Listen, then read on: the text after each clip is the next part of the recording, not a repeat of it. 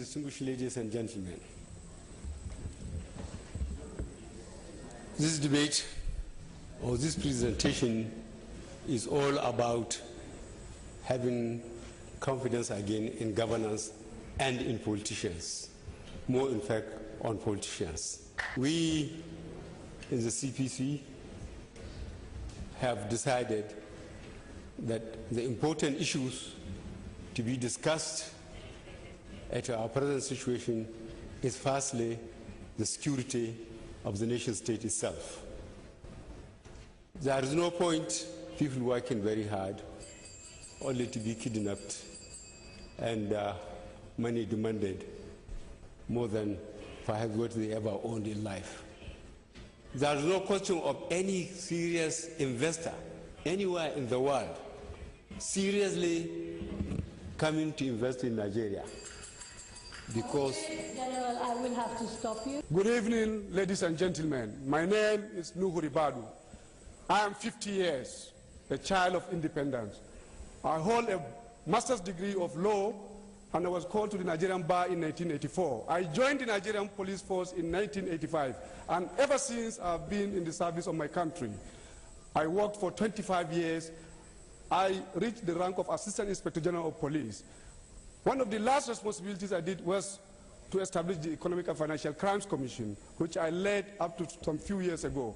I am here contesting for the office of the President of the Federal Republic of Nigeria because, like all of you, I believe there is a need for change. Time of change has come. And this event indeed proved that time of change is here and we need it.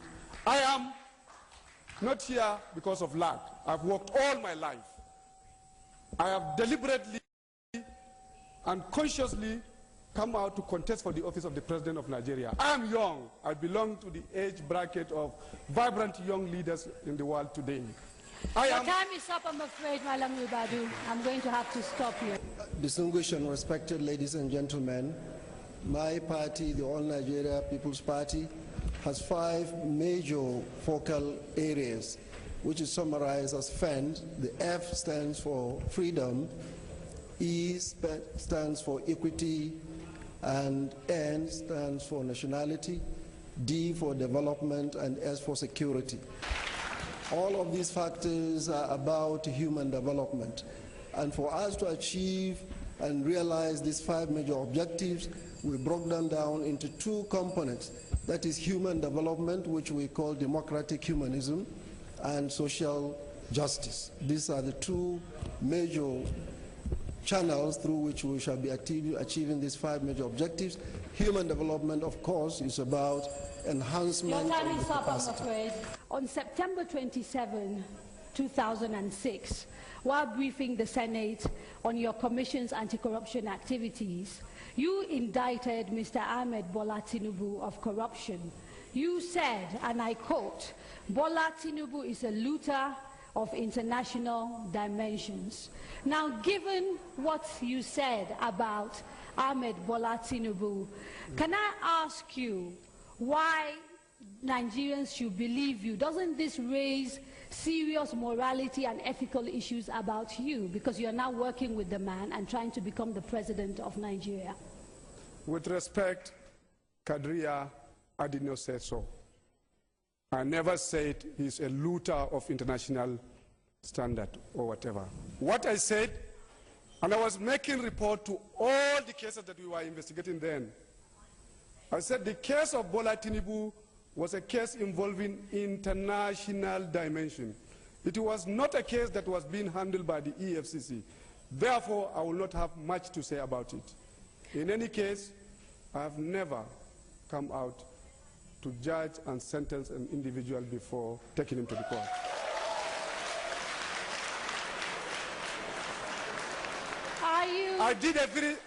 Are you going on the record as saying you are 100% sure that Mr. Ahmed Bola Tinubu has not done anything that can be seen as corruption? Is that what you're saying? I will 100% tell you that Mr. Bola Ahmed Tinubu is one Nigerian that I respect very much because of the work he did in this country. He promoted democracy. He supported the growth of this man. He confronted PDP. He made it impossible for PDP to run over this country. Today, everybody knows what is happening in our country. He supported the growth of the Action Congress of Nigeria, and today is the #1 performing party in Nigeria. You have seen what is happening in Lagos. You have seen what is happening in Edo State. You have seen what is happening in Ekiti State. You have seen what is happening in Osun State. You will understand that there will be Nigerians who will say that this is really about very strange bedfellows and this is about convenience. You want to run for office, you found a platform, and it seems you are ready to trade principles for that. In politics, I believe every Nigerian has a constitutional right to belong to a political party. No one has right to stop any other person. That is one. Two, I have no arrogance to feeling that holier than thou, that I am the honest one and every other person is not. I don't have that. I believe that every Nigerian given opportunity and chance will contribute to make this country better. I do not judge people. I do not sit in judgment of individuals. Three, I believe that if there is chance and if there is hope for this country, it is for every Nigerian to come and contribute and make this country work, including every single person that is a Nigerian. I have no problem whatsoever in especially becoming a president of Nigeria. He's not going to become a president of few people or religious people or priests or imams. You are going to be a president of every single person in Nigeria. You must be ready to be honest. You must be honest to treat everybody fairly. Just what matters is the process. Thank you very much, Malam Nuhu Ribadu. Now, I'm moving very swiftly to General Muhammadu Buhari. Sir, you were a president during a military regime, and you were quoted in an interview with the Daily Times, I think in January 6, 1984, when you were asked about transition to military rule, as saying that we have not discussed the question of a return to democracy in the military council. The problem we have now is how to revive the economy of the country, ensure discipline at home and respect abroad. In addition to all that, your regime was known to be a little bit autocratic. Now, given your antecedents when you were a military leader, why should Nigerians vote for you under a democratic dispensation? Thank you very much. Firstly, I'm happy you said that when the question was put to me about democracy, then I said we have not decided about it. It means that within the military government I had the honor to lead, I was democratic.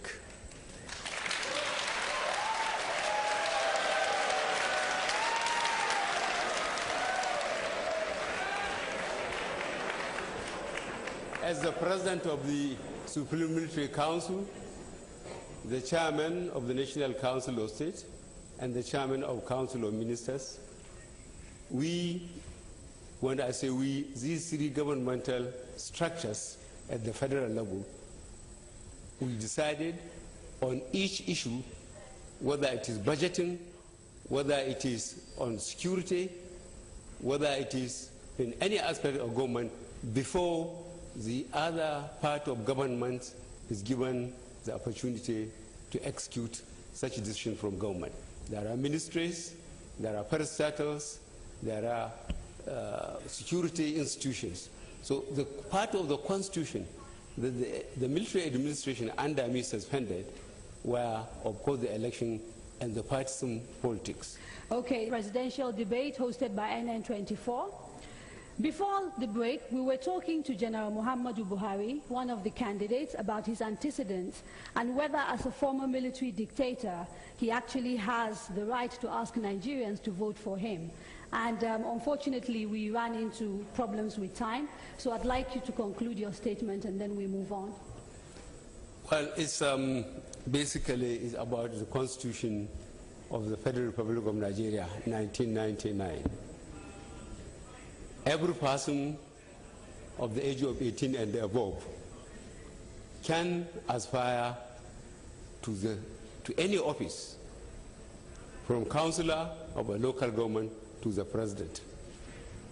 I am using that facility to ask Nigerians to vote for me. Will you be able to operate as a democratic leader, given your history? Will you be able to work with democratic institutions?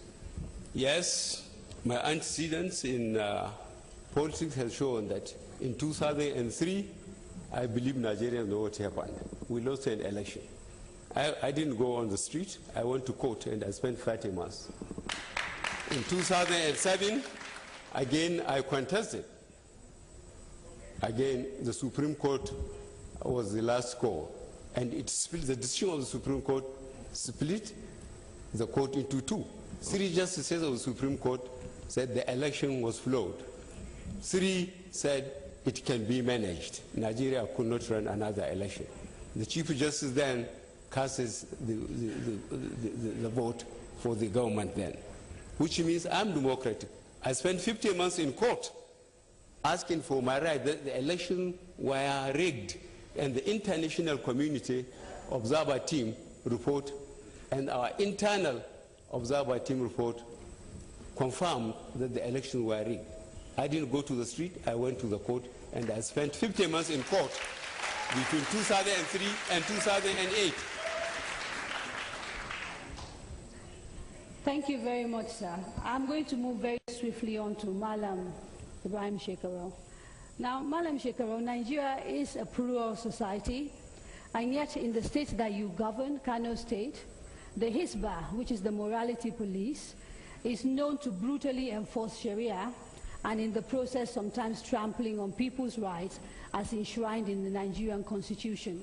How do you reconcile this intolerance with your desire to be the leader of a country as diverse as Nigeria? Thank you very much. In the first place, I do not agree that the Hisbah was brutalizing and overriding the constitutional right of our citizens. We did not just wake up and create the Hisbah without going through the legislation. We used the same constitutional provision that allowed any state to create any policy, any program, any law that will maintain law and order within the state. The Hisbah is no more than what today you call community policing. We have the Hisbah in virtual evil community. Their duty is to ensure there is peace, there is law abiding, and this is exactly what they do. It is those who violate the rules of the land.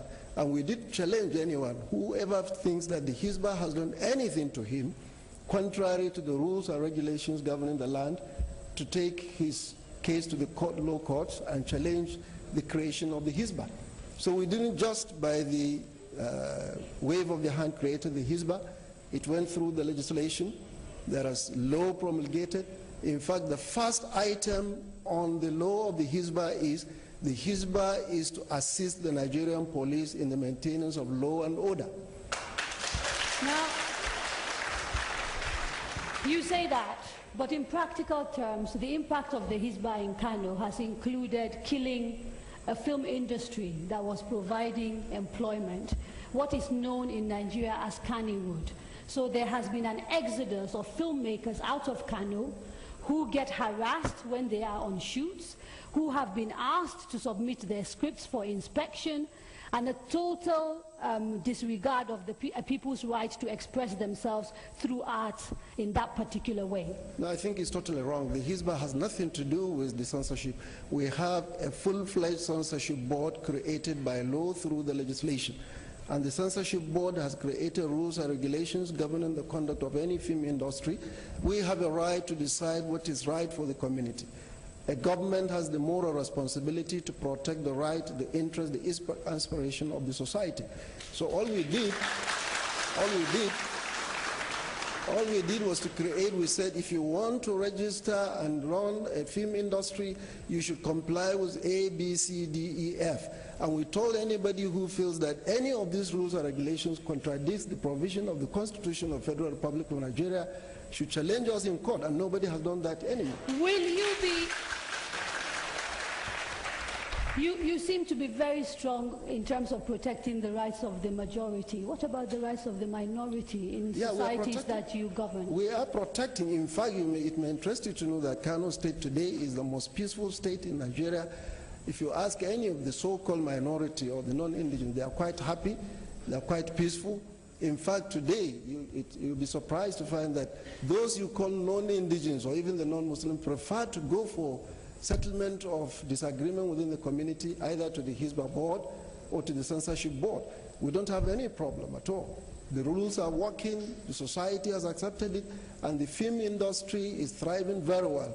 All we're saying is abide by the rules and regulations. And there is no community that will live without guiding principles, without rules and regulations, and think there will be discipline and order in that community. Thank you, sir. Now, since Nigeria started exploring oil, the benefits have included poverty, environmental degradation, and criminality in the region. Let me start by asking you, Malam Nuhu Ribadu, what will be your solution to these problems? Come again, ask the question. Since we started exploring oil, all we have benefited from, particularly for the people of the Niger Delta region, has been poverty, environmental degradation, and in recent times, criminality. How would you address these problems if you are voted and you become the president of Nigeria? Thank you. The problem of the Niger Delta is also the problem of Nigeria. It is a region that has produced so much, but unfortunately, we've not been able to translate it into development growth. We've neglected that part. We will have to change. We have to, as a matter of urgency, go back. We have seen what this government is doing, creating agencies, making just patronage outfits, and taking care of very few people. Action Congress of Nigeria and my own administration with my team will come up with a Marshall Plan, a plan that is going to address the entire and the totality of the problems confronting this region. We are not going to be wasting time with bureaucracies.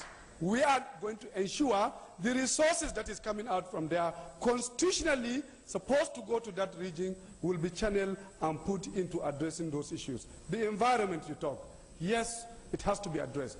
2, youth employment. Young men and young women who are today almost really being taken out of everything. We have to get back and see that they are given a chance and opportunity for them to contribute.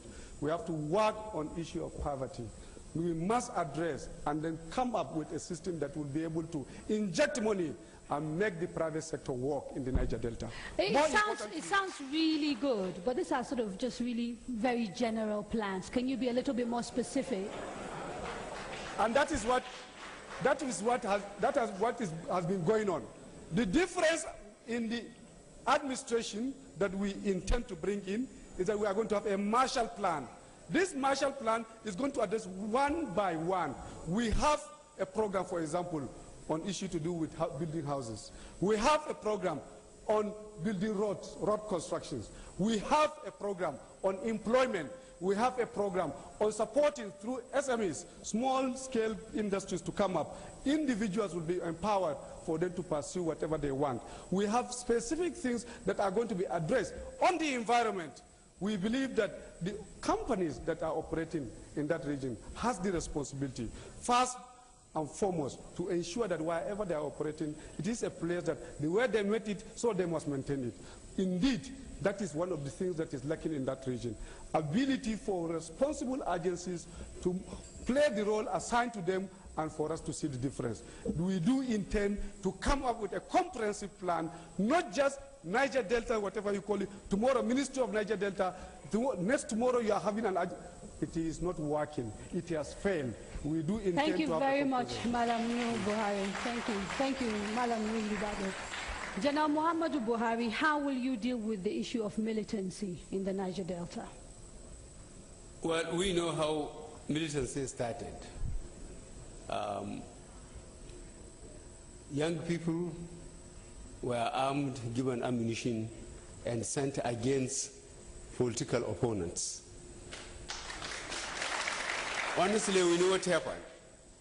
And after winning the elections, the militants were asked to return the weapon, they said no. If we examine the reason, it's very clear. If a young man, a teenager, is earning $50,000 a week, why should he go to school and spend 20 years and earn 100,000 naira a month? We said it before.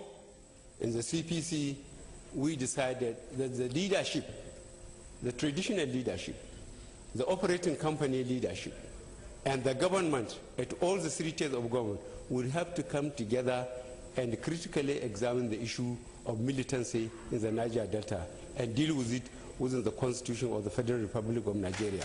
It sounds like what you're saying is you still don't have a solution. You're going to have to sit down and come up with a solution. Is that what you're saying? No, we have a solution. The solution is we have to sit down with the Niger Delta militants leadership. We have to sit down with their leadership, their traditional leadership. We have to sit down with the operating companies because they know the problem right from the word go. We have to rehabilitate those young men. How is your program for the Niger Delta different from the 2 other candidates?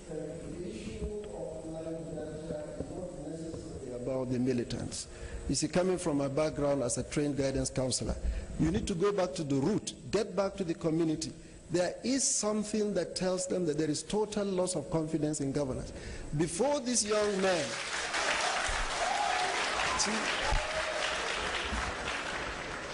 before you get this young man to start carrying weapons and harassing everybody, they must have had some inkling, some feeling that their leaders, their elders down there in their villages have the grudge that those governments at local, state, and federal government are not being fair to them.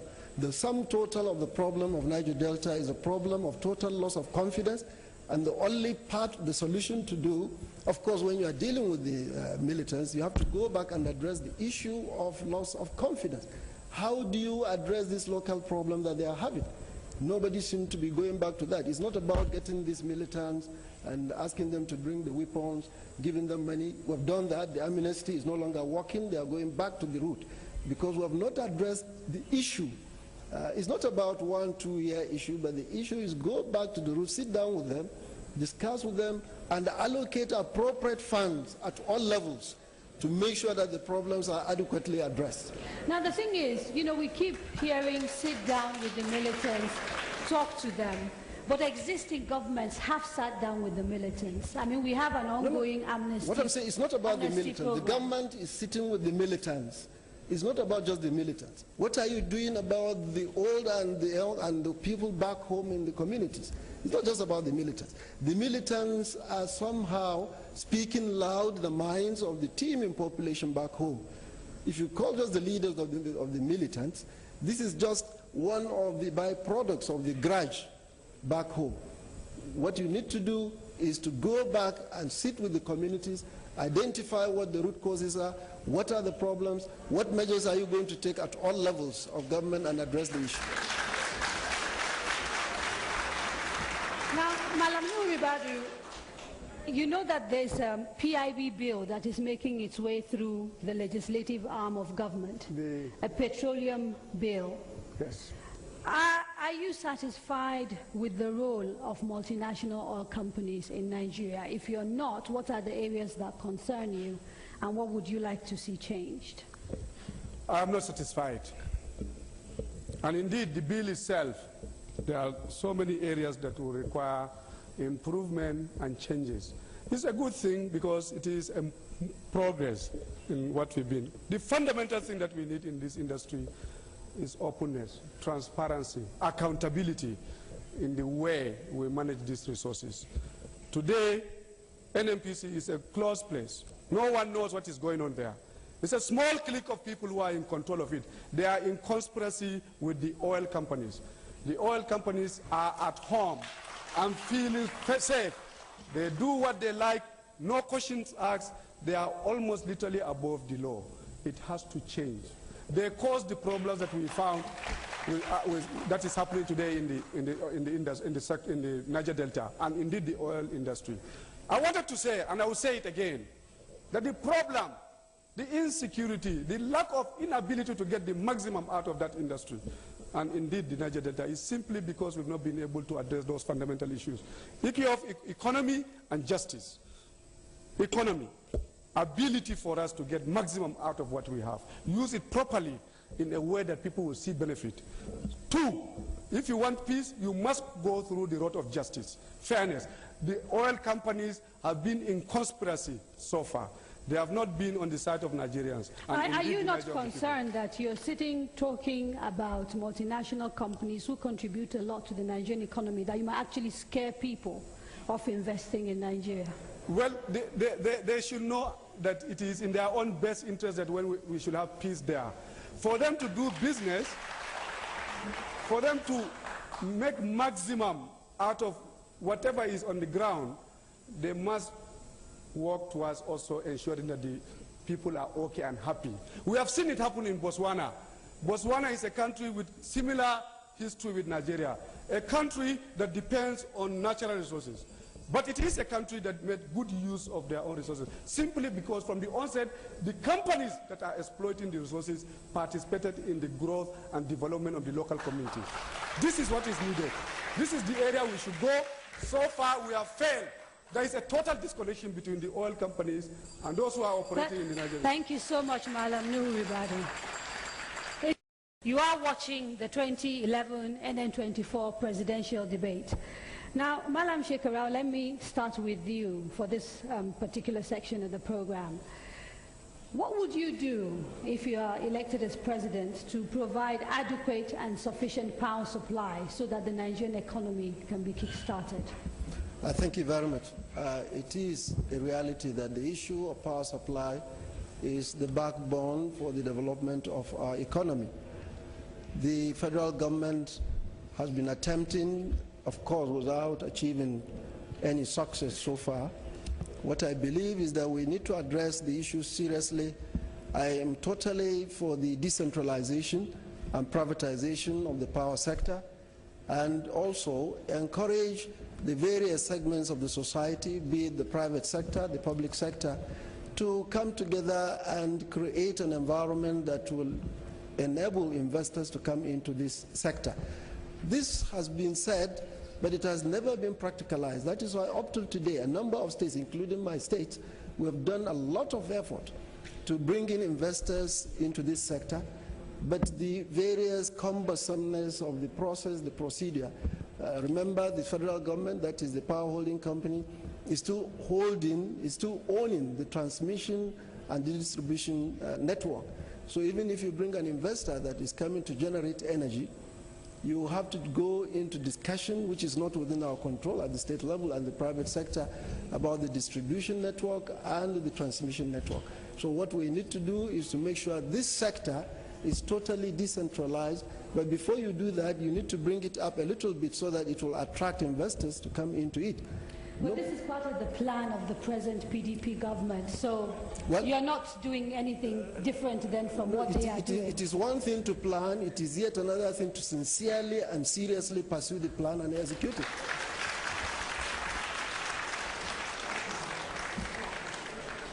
General Muhammadu Buhari, are you satisfied with what the present PDP government is doing to try and resolve the power sector issues in Nigeria?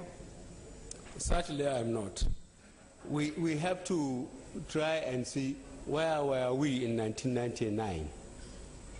How much have we spent on power from then to now? What is on the ground now? Now, we are still revolving around 4,000 megawatts. This is what we were in 1999 after spending between 12 and $16 billion.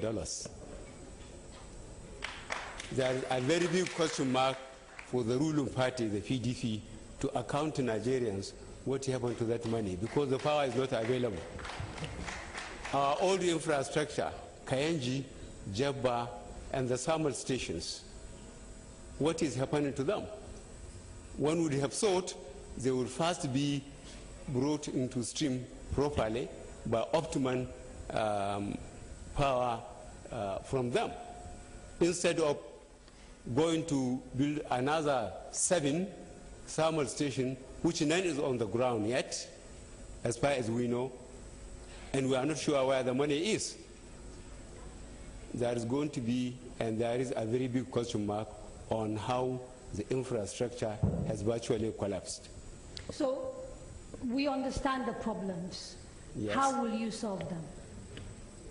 The way to solve it, as far as CPC is concerned, is the thermal stations we had, which are in place, plus Kayenji, Jabba, Shiroro, we put them properly to optimum utilization by refurbishing them.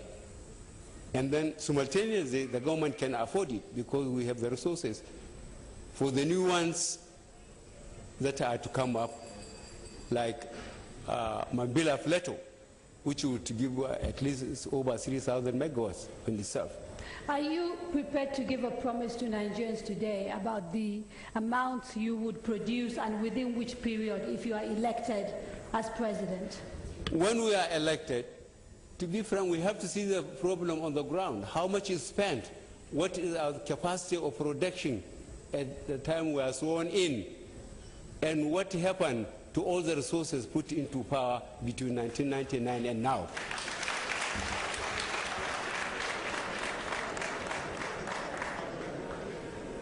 Your time is up, but I have to pursue that. I can't let it go. When you say you have to see what has happened to the resources that have been put into power, are you suggesting you'll be investigating past governments? Well, we have to find out what happened to the resources.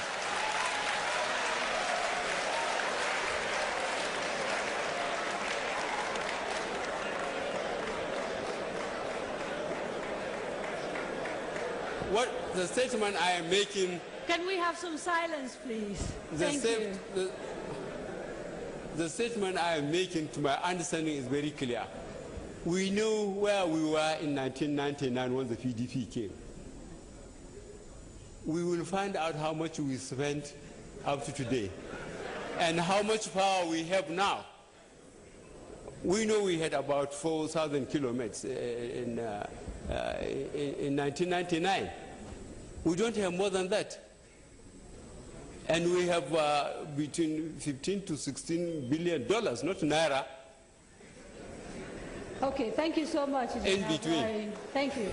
Now, Madam Nuhuribadu, in the generous answer, I think we can be allowed to infer that he is not totally happy with the way the funds that have been allocated to power have been spent. Do you see this as the major reason why we have an inadequate power supply, or do you think there are other issues that make it very difficult for us to get to where we're going? You know what? Frankly speaking, it's not time of blame. The blame game should be over. We want action, we want electricity, Nigerians want to see light. And that's what we are going to do. I have 4 things that we are going to do given the chance. First and foremost, we have to clear it and remove this confusion that is ongoing. Today in Nigeria, you don't even know who is the person in charge of our power sector. Is it the president? Is it the IPP? Is it the advisor? There are about 6, 7 agencies competing on who to control and direct our power problem and solve it. It's not possible for you to get results under this situation. We will sort it out. We will clear right. We will make one direction, and we are going to work on ensuring that Nigerians will see electricity. 2, we are going to work on the corruption part. The process. Make sure that the resources that goes in there is going to be used and that you will get results. We have seen what happened in the past. General said yes, but we spent about 10-point-something billion. In 1999, we had 2,000 megawatts. Today, we have 3,400. There is a gap. We spent over 10 billion to just generate 1,600 megawatts. There is something to ask about it. 3, on the issue of, when you are in this business, there are 3 things that are important. Production, transmission, and distribution. Today, we seem to have put so much emphasis on the production without having to pay attention to the other. All of them must come at the same time for you to be able to see electricity. 3, you have to work on the security. Security is so central. One of the fundamental reasons why we did not get light in the last 4 or 5 years is because of the sabotage taking place in that sector. There are areas where it is almost impossible for you to do anything. We have to address it. 5, you have to diversify. We cannot rely on one single sector, one single source of energy. Today, we are all talking about gas and thermal. We need to look at other areas. You have seen what is happening today. You have seen what is happening in Japan. It is dangerous for you to rely on one source. Solar can give us electricity in small areas. Hydro, in a small way, can give us electricity. We have coal. We can work on clean coal for us to do. Those are the areas that we do intend to invest, work hard, and ensure that Nigerians will get electricity within a short period of time.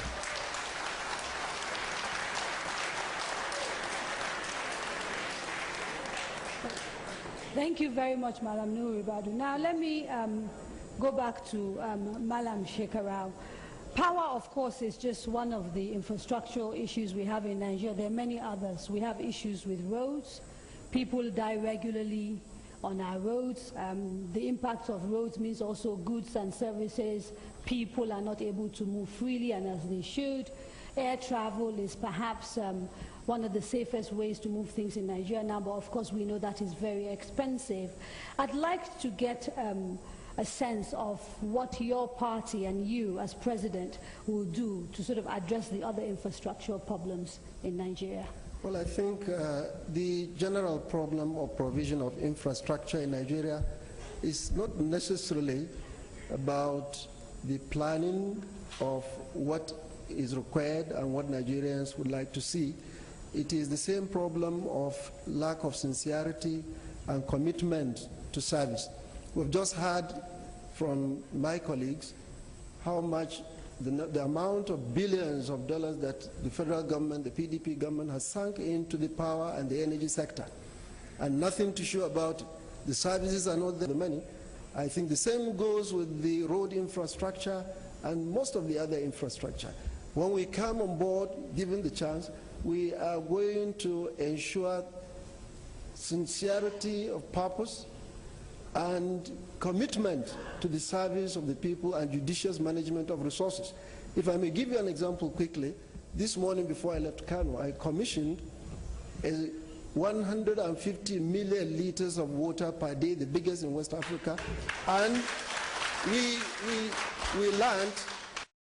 learned there is a PDP state in Nigeria today executing the same project of the same magnitude, has so far spent 20 billion and is still not completed. Now, if I understand it correctly, though, that project that you've made a reference to is not operating at full capacity. It's not? It's not operating at full capacity. That is my understanding. No. It is not operating full capacity because of the failure of the energy, the power. We haven't enough power to mobilize all the 4 big pumps. We have to be alternating the pumps. We haven't the power to do that. We've bought generators, new generators are there, they're not strong enough. We're now trying to tap from the major line that has passed through the state. We've taken permission from the late President Eradu has given us. We're spending over ₦1 billion to make the water works work. We've spent ₦6 billion to give people of Kano 150 million liters of water. But because of our inability to ensure a regular and reliable source of energy, we're not getting the best and the maximum services of this water supply. So all I'm saying is that most of the problem of this infrastructural provision in Nigeria is not that we haven't the human capacity, we haven't the personnel to do it. It is the problem of insincerity and corrupt practices that go into this system. And it's one of the things that we will be sure to check. And if you want to succeed in the implementation of any program, I give 5 cardinal major points. Number 1, there must be sincerity of purpose. Number 2, there must be proper planning. Number 3, you must get the right people to implement your program. Number 4, there must be judicious management of the resources. And finally, exemplary leadership in the people.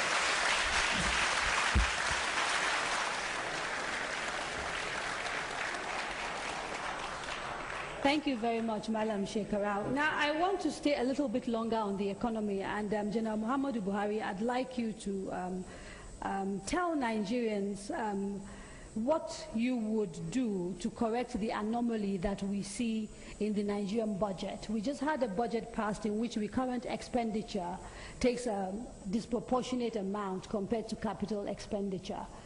And a few months back, there was a big row because the CBN governor, Sanusi Lamido Sanusi, brought this to the fore. If you are the president of Nigeria, how will you tackle this anomaly? I think we have to go back to First Republic and start a 5-year development plan. Our state of development and the infrastructural requirement to create employment and wealth, I think, cannot be done on ad hoc basis. The poverty and the disease that are so prevalent in the Nigerian society is very disappointing. To put the economy correct, we have to do the infrastructure. And we are talking about power. We have to get power, get the factories open, we get people employed, and we get the goods and services. Power is central to getting the industries once more and getting people employed. Thank you very much, General Buhari. But I want to follow this a little bit further, because issues of recurrent expenditure are to do with over-bloated salaries of civil servants and public servants giving themselves allowances, of legislators that basically sit in the House and they get a budget and they decide they want to add a little bit more to it. And while I understand what you're saying about the Nigerian economy, these are some of the other problems. How will you deal with those things? Well, I have already made a statement about that I will have to persuade Nigerian legislators to accept much less. Because, well, I said I will persuade them when I become the president. I think it's almost immoral where a Nigerian legislature is earning more than the president of the United States.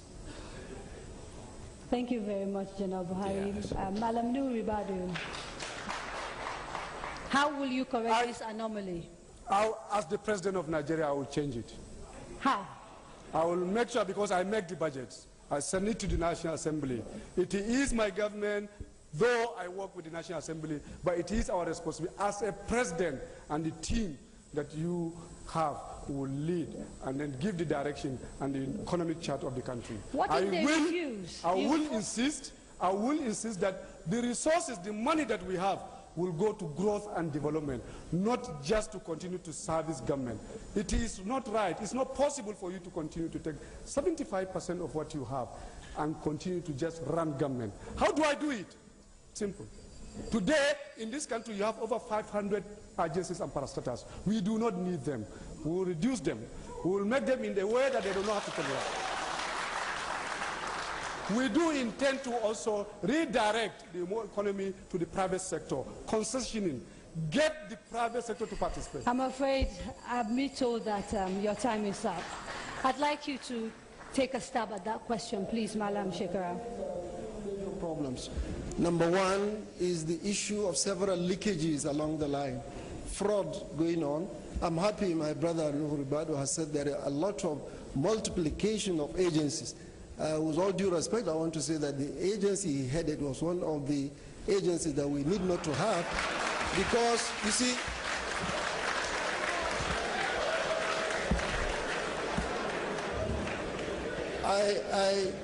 I've held the view that federal government has been creating agencies for selfish interest. The EFCC, the ICPC are glorified police stations, because they, if you had pondered the activities of the police, I once heard my brother on TV one day saying, when he was asked, what is the miracle of your performance? He said he had all he wanted in terms of funding. Have you funded the Nigerian police and they have failed to perform? Give them the funding. If you had funded them, they will be able to work. So there are a lot of There are a lot of wastages. We are creating agencies we do not require. And then secondly, thank you very much, Malam Shekara. I'm afraid I have to stop you. Thank you. Okay. Now, I'd like to, at this stage of these, I want to know what the candidates will do to promote entrepreneurship if elected into office. And I'm happy for any one of you to start answering that question. Entrepreneurship. The Tony Elumelu Foundation wants to know what your plans are for promoting entrepreneurship in Nigeria. I can start. Okay. Thank you. This is the direction. If this economy is going to improve, it has to go in the direction of the private sector. The business of government to make an enabling environment for the private sector to really strive, to work hard, and we get the maximum out of our own people. It is the belief of the ACN, and indeed myself and my team, that it is Nigeria, the Nigerian people, that you must invest in. Investing in the people is what is going to address the problems. And the people are in the private sector. So everything that we do is going to be towards investing in the Nigerian people. How do we do that? Make the environment conducive. The government responsibility is to ensure that you have law and order. Make sure that rules and regulations are simplified and they are in a way that can encourage not just Nigerian businessmen, but foreign direct investment to also come in. How do you do that? Change the processes. I'm afraid, Malam Nuribadu, I have to go for an ad break. I apologize. You change the customs? Welcome back. If you're just joining us, you're watching the 2011 NN24 presidential debate. My name is Kadria Ahmed of Next Newspapers. Now, gentlemen, we have a system of public education that produces graduates that are barely literate. What are your plans to give young people the sort of education that you all received? And I'd like to start with General Muhammadu Buhari. Well, there's nothing wrong with our educational system, but we need improvement in the sense that the tertiary institutions, the UBE, the 3 tiers of government, local, state, and the center, must finance the UBE effectively. And then we try and introduce professional training in terms of whether children are going to be taught to become electricians, plumbers, panel beaters, and those who are able by their talent to go forward to the intellectual side for the tertiary institution, they will be allowed to do so. But the federal government must effectively supervise the financing of the UBE. There are cases where counter-funding is not forthcoming from some of the states and the local government. This is denying Nigerian education. And then there should be more of the trade schools so that children, when they go out, they can be given some amount of money. This can be arranged with banks and other financial institutions according to either geopolitical zones or states, so that people come from school, they can start businesses. They don't have to depend on government. Now, I don't know if I heard you correctly and whether I misunderstood you, but you seem to be suggesting that you don't see anything wrong with our educational system. And yet, forgive me if I'm wrong, your children are being educated privately or were educated privately and not in public schools. Why is that? Yeah, any person who can afford to educate his child, I think should be allowed to do it. It's part of the democratic system. Okay. Malam Nuribadu, are you satisfied with the quality of education in public schools in Nigeria? With respect to the general, I disagree with him totally. There is a problem with our education sector. I'm from education family. My father, my brothers, we have schools in our family. I went to school and I did not pay a penny all through my education up to university. Today, I'm paying dearly for my 6 children. So much money that it's almost impossible for you to say that today Nigerians are getting what they deserve or they are entitled. Education in Nigeria is in tatters, in problems, because 75% of our students do fail this all in the last 4 or 5 years. 75% is extremely serious. Go to the universities and see the infrastructures there. In my own room in Ahmadu Bello University, where I stayed, I went back about 2 months ago. I was alone in that room. When I went back, I met 8 students. And each and every one of them pays as much as 10,000 naira. Their families and their parents are poor. There is a problem. There has to be a solution. What do we need to do? First and foremost, we need to invest more. UNESCO says that for a country like Nigeria to make it, you need to invest at least 26% of your budget into education for you to make a difference. Malam Ubadu, it's kind of, we can sort of talk about throwing money at the problem, but where's this money going to come from? There are so many competing needs. I need to tell you that because education is the foundation. Without education, there will be no hope for you to do any other thing. You need to pay attention to that. One, if you put in money, the difference with the government that we intend to run is that you will get value for this money. It's not like what is happening now. We will follow it. We will insist that our schools must be run professionally. Our schools must be run like business. We are not going to allow business as usual. We saw what happened when Obi Ezekwesili was a minister in this country. She came out with a figure. I'm afraid I'm going to have to stop you there. Malam Ibrahim Shekarau, I believe you actually have some sort of education background. I was told that you started out as a teacher. So perhaps you have a sort of different understanding of this problem as an insider. Can you share with us how you see this issue? Well, I think there are 2 fundamental issues. You see, for any education system to thrive and get quality education, there are 2 issues that have to be addressed. One, the teacher provision and the provision of instructional materials. Any other thing is secondary. Unfortunately, since the days of the UPE of 1976, we have been expanding, of course, as a result of the explosion in population throughout the Federation, but the provision of teachers and training and provision of instructional materials has not been commensurate with the expansion. What we end up today in our schools, they are more like refugee camps. You bring in, the government build the schools, bring in the students, and you keep clapping, they have built schools.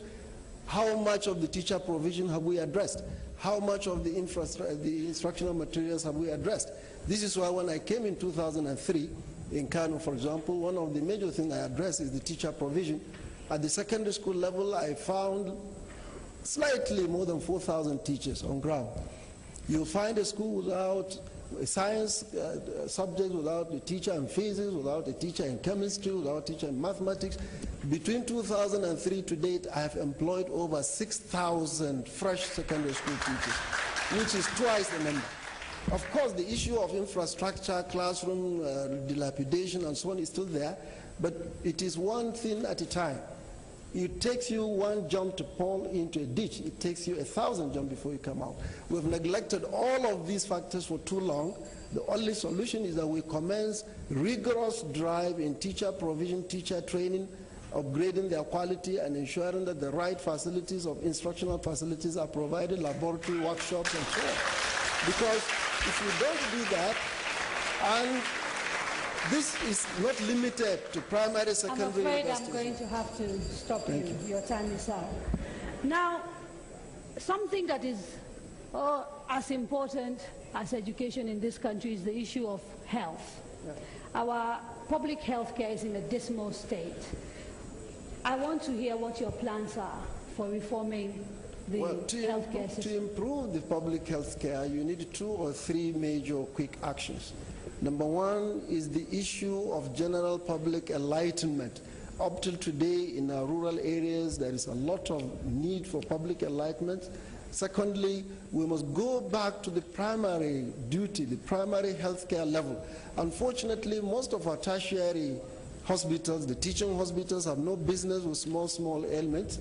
They have been reduced to primary hospitals because of the absence of the primary level of healthcare provision.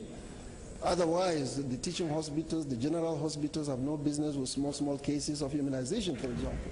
So what we need to do is to go back to the root, go back to the local level, join hands together with the local governments, with the state governments. Of course, they are independent.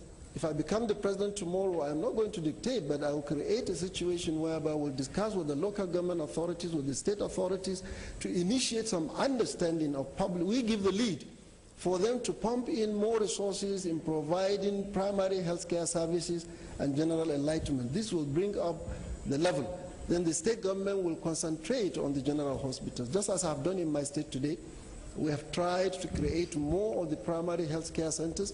We are concentrating on general hospital and building a new one.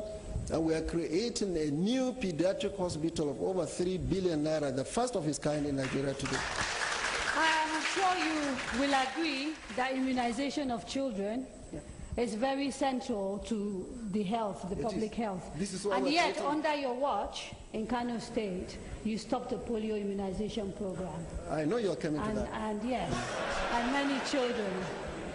Well, I think a very quick explanation to that. You see, when we came on board in 2003, we had an assessment and we discovered that the entire primary health care of the state was collapsing. It's not just about the polio, all other diseases, up to the point of everybody in the villages rejecting every other vaccine on the fear that because they had been indoctrinated wrongly, that the vaccine I think this particular question is important. But, I'm getting, so I'm going to actually just let it ride. Just to explain to the audience, we'll try and make it up to the other candidates in other questions. So please carry on. Thank you. Okay, I continue? Yes. So when I came, we discovered that all these health services were breaking down. It went to the point that even the rural water supply, they went to the villages to do coloration of the local wells. The people chased them away, that they have refused the children to give them the vaccine of polio. They are coming to drop it in the well. So what we did was we said, okay, if it is the polio that is giving you problem, let us sift it out. We address the problem. This is polio. Please, let's keep it aside. Accept all the other services. Then we address the polio, because unfortunately... That took a long time, and in the process, children were dying. We were not standing still. I set up a professional committee, and we were investigating, and we charged the committee to come up with a satisfactory explanation. I didn't believe the vaccine was contaminated, but the general public have been given that wrong impression, and I have a moral responsibility as a leader. Even if it is one person in my state out of the 12, 13 million people I have that question a service, I have a duty to pose and find an answer to that question he's asking. In the end, quickly. I'm afraid I'm going to have to stop you, because I must give other people a chance. I'm sure you understand. Thank you. Thank you very much. Yes, thank you. General Muhammadu Buhari, what are your plans for Nigeria's health sector? Are they different from what Malam Shekara has said, and if so, how? Or are they very similar, and if so, could you explain them, please? I think we have started by improving the infrastructure itself. For example, water supply, the waterborne diseases, cholera, typhoid, and other diseases, basically waterborne diseases. Boreholes, clean water, or deep open wells are the answer to this. But where people were forced to pick water from the stream and drink, we have all sorts of waterborne diseases that are very prevalent in the rural areas. We have to invest much more in health by building more infrastructure because of the increase in the population, then training people, then equipping the hospitals, then getting potent drugs. There are too much fake drugs in the market, and that has to be controlled. So it is very important for the healthcare, for all the 3 tiers of government to make bigger investment, and especially for the federal government to control fake drugs coming into the country, because that is causing more health problems than we are getting when there is so much control about drugs coming into the country. So drug control, put more investment in infrastructure, training more people and most importantly, education. When people are educated, they can look after themselves. So we believe a lot more money should be spent in education. Now, one of the biggest health crises that we have in Nigeria actually is related to childbirth. A disproportionate amount of women die during childbirth, and also children die when they're still in their infancy. I'd like you to tell me how you would tackle those specific problems. Here we have to work with foreign NGOs. They have programs of helping our people. The peculiar thing is that Nigeria, we are not all that far. We have resources. We have to do something. I think I'm going to let him finish. Thank you. Thank you very much, yes. We have to make sure we look for help from foreign countries in terms of advisors, in terms of experienced medical personnel, in terms of helping to put in place pharmaceutical companies so that we can produce drugs. About children, I think governments in all the 3 tiers of government must make sufficient concession or allotment in their budgets to make sure that women are looked after, children are looked after, the aged are looked after. Our social services, education and healthcare are really not being looked after by the budgets or the implementation. Money are voted, but the services are missing. In the center, there must be control, there must be strict supervision about the health care of children and women especially. Thank you very much, General Muhammad Buhari. Now, Malam Nuribadu, Lagos State, which is a state controlled by the Action Congress of Nigeria, as we speak, doctors are on strike, nurses are on strike, because they're not very happy with their conditions of service. Is this an indication of an ASEAN government at the federal level, how it will deal with issues of health for Nigerians, or is this an anomaly and you actually have a better plan for the federation? Well, it is an indication of democracy in working. Lagos State is a bad example for you to give because it's the best state performing state in Nigeria today. Not as far as people who are sick and sitting in hospital and cannot see a doctor right now. They wouldn't agree with you. I visited a patient in Lagos State Hospital, Ikeja, and what I found there was amazing, incredible. I thought I was not in Nigeria because the modern equipment that I saw there, the quality of the infrastructure was first class, world class, and I called Fashola and I congratulated him for that. I believe issue of industrial disputes are issues that you will not avoid when you are in government. Ability for you to address it, come up with a solution is what matters. I believe they are going to solve their own problem. The issue about health, which of course I believe that health is wealth. A healthy nation is a wealthy nation. The Action Congress of Nigeria government and my government with my team will certainly bring the best team you can get because Nigerians are out there, wonderful people. But we will rehabilitate the hospitals. We will rehabilitate the entire healthcare sector. We are going to set up 6 specialist hospitals in this country. The reason is today, any little thing to do with kidney, with heart, with cancer, you just have to get out of this country. Our intention is that in these 6 geopolitical zones in Nigeria, we are going to create special hospitals. Kidney, cancer, I think I have heart. to do the same thing for Mr. Ribadu and give him a little bit more time. Women, children, and neurosurgery. Our reason of doing that is because Nigerians are out there working for others. I want to bring them back. We have specialists. We have the best doctors. In the US today, there are over 5,000 Nigerian specialist doctors. We will do whatever we can do to ensure that they come back and then they will meet facilities on ground here where they are going to serve their own people.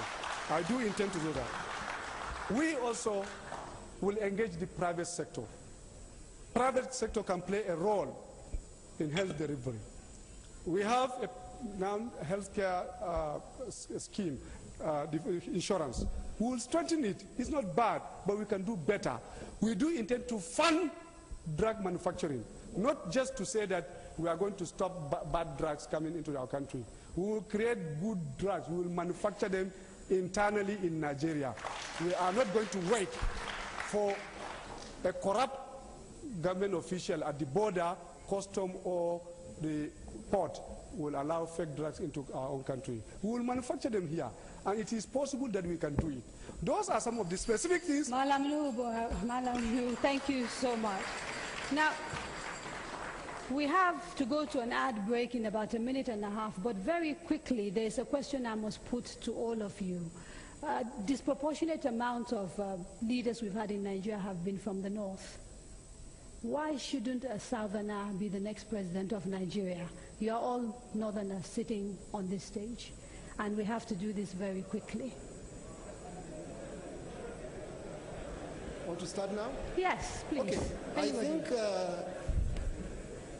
you see, one has to look at the records with a very clear perspective.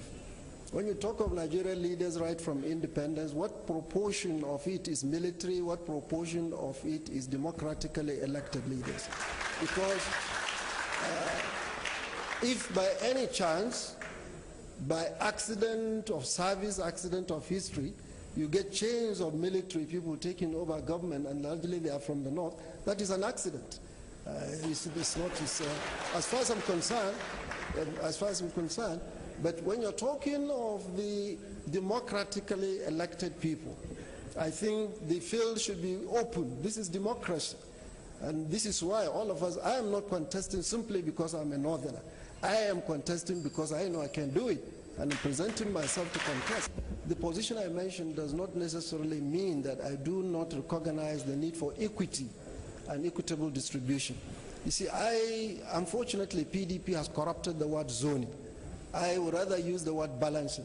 Today, even in the United States, that is almost the Inspector General of Police of democracy, there is balancing. You talk of balancing. You see, balancing meaning giving everybody some sense of belonging and participation. That does not, if today I am a presidential candidate and I say my running mate is from Katsina, you will say I'm crazy. There has to be this attitude of carrying everybody along. But that does not necessarily mean you are denying others the opportunity to participate in an open democratic system. The presidency has its constituency in every nook and corner of Nigeria. People should be allowed to go and canvass for votes. And if the entire voters of Nigeria decides to pick one person, it's a pity the argument in PDP of zoning has seemed to have created an impression. We need to come out of that. We need to grow out of that. I thought we are gradually getting out of that. People should be talking of who is it rather than where is he coming from. Thank you very much, Malam Shekara.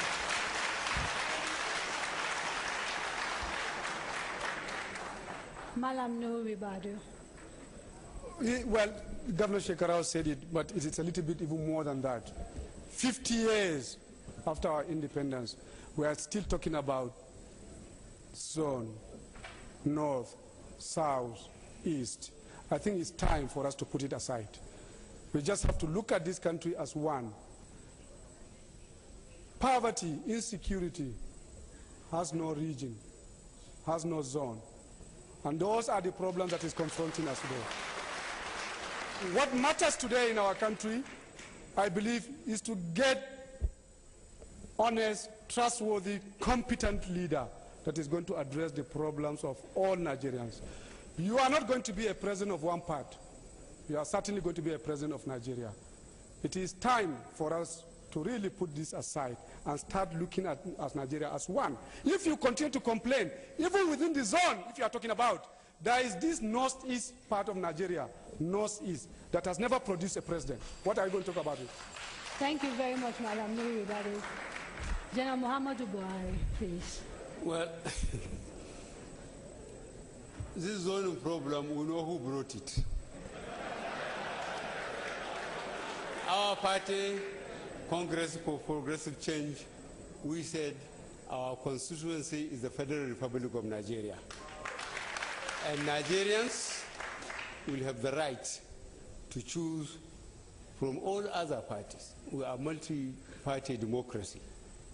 And really, it is up to the parties to work hard and earn the respect and the votes of Nigerians.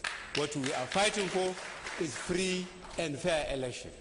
Let Nigerians choose whoever they want to represent them and to be their leaders in all the stages, state, federal.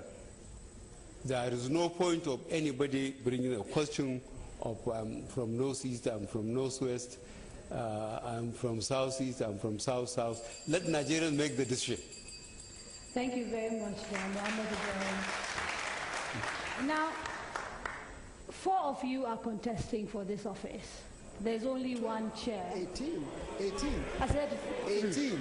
No, oh, sorry, 4 of you are the front runners contesting for this office. And the incumbent is not here. I'd like to get a sense from the 3 of you on stage of why you think Nigerians should vote for you and not you, and you and not you. What makes you different?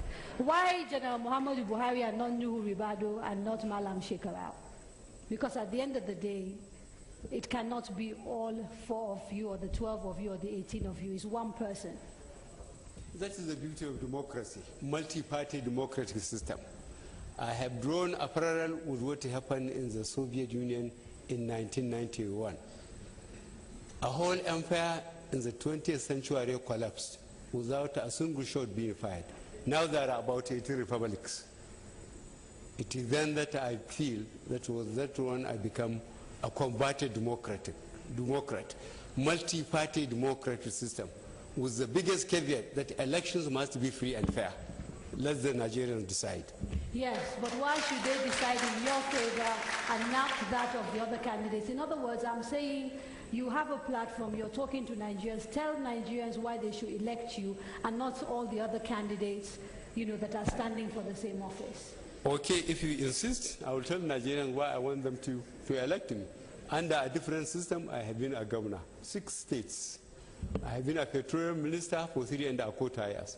I have been a head of state. I have been a chairman of PTF. Nigerians know this. I have service to offer. I am offering myself to Nigerians to serve them. And I want a free and fair election.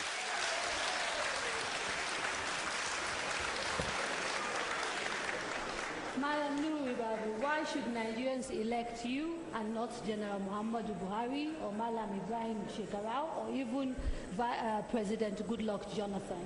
Yes, because today I stand as the symbol of change. I am the representation of the aspiration of Nigerians today. I am a young person. I am a young man.